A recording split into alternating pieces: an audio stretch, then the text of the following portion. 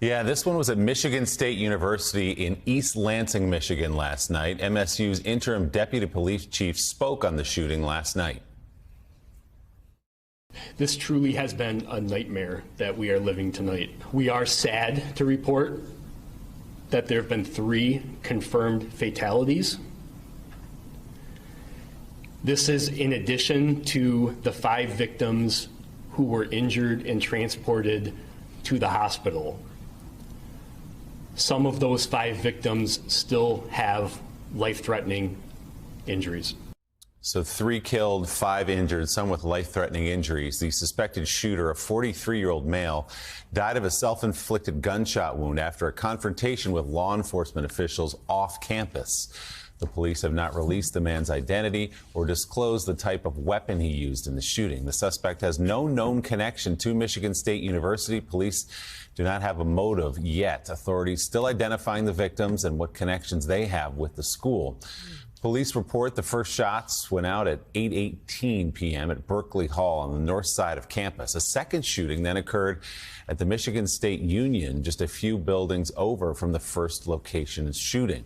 2 victims were found at Berkey Hall and 1 was found at the Union. Police say there were activities going on in Berkey Hall last night and that the Union is open to the public and does not require any special access to enter.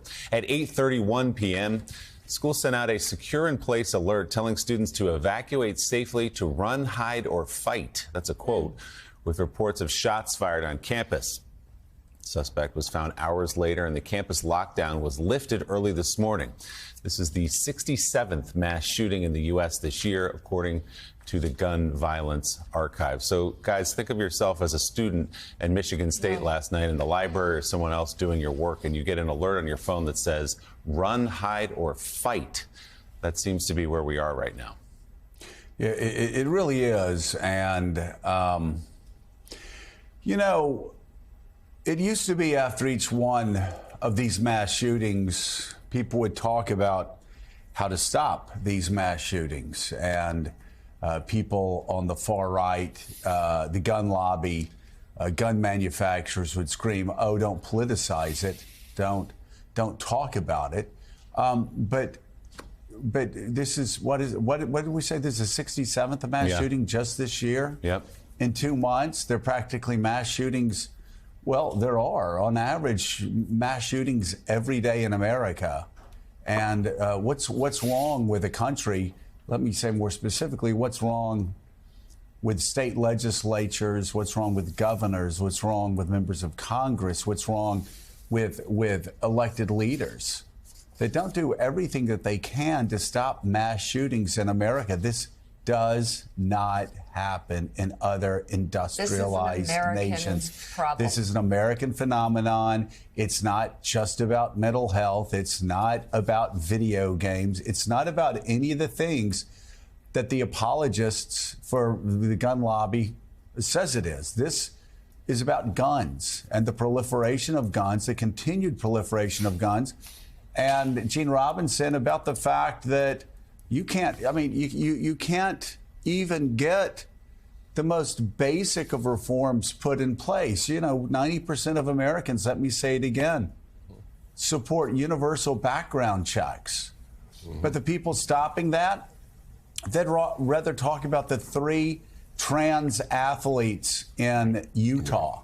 They'd rather talk about the 0.003% of the population that's driving them crazy. They'd rather talk about gas stoves before they would rather talk about Dr. Seuss. They always find distractions instead of talking about the fact that we have mass shootings every day and our children can't go to school safely without worrying about being shot. Parents can't send their young babies to school without worrying about being shot. And this continues. And again, listen, there's just no other way to put it. It's the Republican Party that's allowing this to continue to happen in America. Let me say, as you look at those haunted faces, it is the Republican Party. It is the Republican Party that allows this gun culture to spread. We have mass shootings every single day.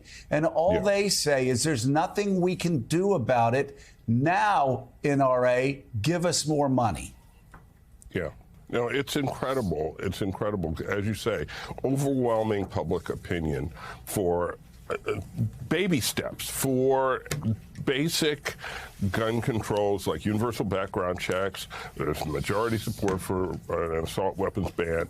There is almost unanimous support for doing something, yet you're right. It's the Republican Party refuses to budge on guns, refuses to move on guns, and that is the problem. That is what ties all these shootings together. The mass shootings, as you said, more than one a day, not just the mass shootings, but the individual shootings. Just the level of gun carnage in this country is many times, exponentially more than in any other industrialized country, any other rich country. It only happens here, and it only happens here because in the United States we have more guns than people, and of course those guns find their way into the hands of people who shouldn't have them, and who do what we saw last night. Michigan State, beautiful campus, 50,000 students. Can you imagine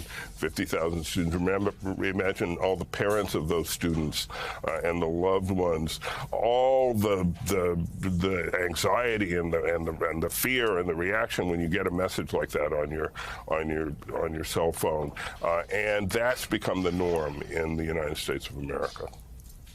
So, and just to give you guys a real sense of how prevalent this problem is, searing point here, we have a report that some of these kids who were sheltering in place after this mass shooting were also at Oxford High School in 2021 and survived that mass shooting. We have 20-year-old kids now who have sheltered in place for 2 separate mass shootings on their school campuses. This has become a way of life.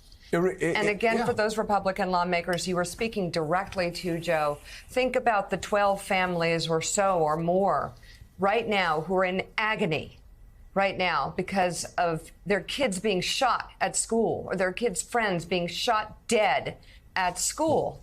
Right, and here we are on 5 years after Parkland. And think about those families who lost children, continue to lose children, and we see people continuing to lose children.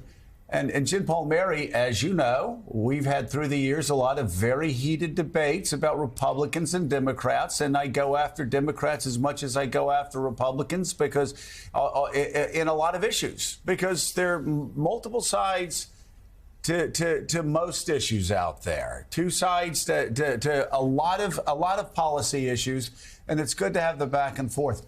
There's not 2 sides here. It is the Republican Party for the past 20 years that has blocked any meaningful universal background checks in Congress, that have blocked meaningful red flag laws across the United States, that have blocked a meaningful way to stop deranged 18-year-old kids from getting AR-15s and weapons of war, to stop deranged people from being able to walk into gun shops and getting weapons of war. And you know, it's this fetishness that's grown over the past 25 years about all rights, no responsibilities.